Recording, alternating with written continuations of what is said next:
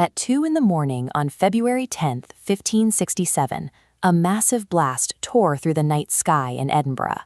An immense quantity of gunpowder detonated in the cellar of the old provost lodging, and the explosion obliterated the stone building, reducing it to rubble. But as this map of the grounds shows, the primary target of the explosion wasn't in the house. Lord Darnley, the King Consort of Scotland, and his servant were found dead in a nearby orchard. Surprisingly, neither body showed any signs of blast damage or burns.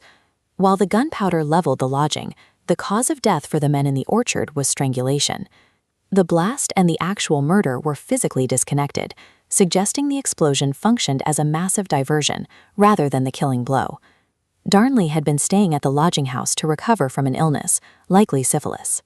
His wife, Mary, Queen of Scots, had been visiting him daily, creating the public appearance that a royal reconciliation was underway. This contradictory crime scene, a deafening blast paired with a silent death in the dark, defies the logic of a standard assassination. It suggests multiple, overlapping plots colliding on the same night. Lord Darnley was Mary's second husband, and he was deeply unpopular. Looking at him here, standing beside Mary in full regal attire, you can see the royal power he felt entitled to. He aggressively pursued the crown matrimonial, a status that would have made him co-sovereign and given him the right to keep the Scottish throne for himself if he outlived his wife. Mary refused his request.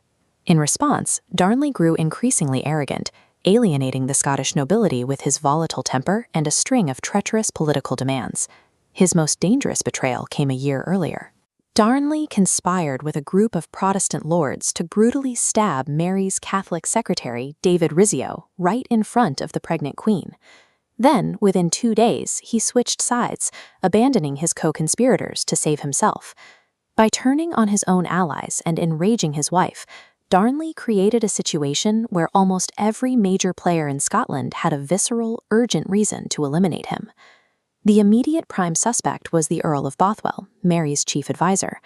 Witnesses reported seeing his men around the property, and later, several of his servants confessed to physically carrying chests of powder into Darnley's lodgings. Darnley's family demanded a trial. Bothwell gave them one, but it was a carefully managed sham.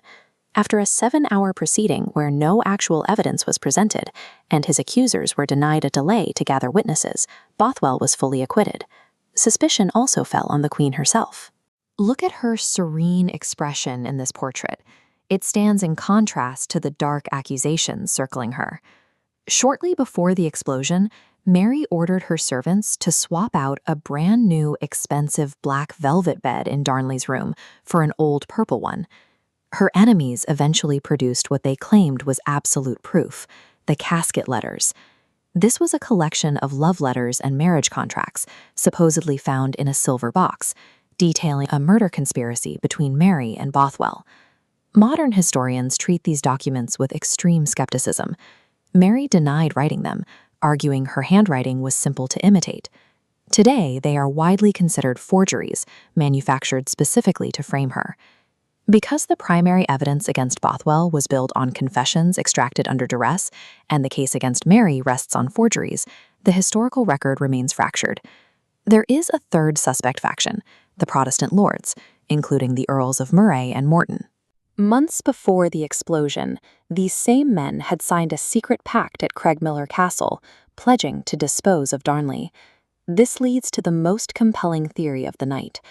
Darnley likely heard Bothwell's men laying the gunpowder in the cellar and fled into the orchard, only to run directly into a different faction of assassins waiting in the shadows. We lack the names of those figures because the individuals placed in charge of the official investigation into the murder were the exact same nobles who had signed the pact to kill him. With the suspects themselves presiding over the inquiry, the legal process functioned as a political cover-up rather than a pursuit of justice. 3 months after the murder, Mary's situation rapidly deteriorated. She was intercepted on the road and abducted by the Earl of Bothwell. Shortly after, she married her kidnapper, cementing her public association with the prime suspect in her husband's death. By marrying the man most Scots believed killed her husband, Mary lost her remaining political support. The nobility seized on this move, using the public scandal to force her off the throne in favor of her infant son.